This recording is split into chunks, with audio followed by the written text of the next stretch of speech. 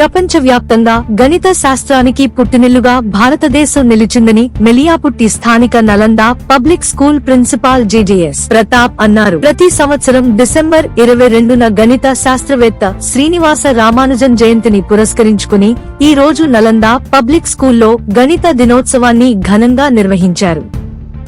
ఈ కార్యక్రమానికి principal J J S Pratap అధ్యక్షత వహించగా శ్రీనివాస రామానుజన్ చిత్రపటానికి పూలమాల వేసి కార్యక్రమాన్ని ప్రారంభించారు.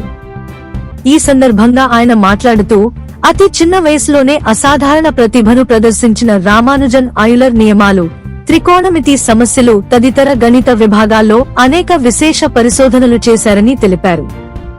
గణిత శాస్త్రం సర్వశాస్త్రాలకు తల్లివంటిదని, విద్యార్థులు గణితంపై ఆసక్తి పెంచుకోవాలని సూచించారు.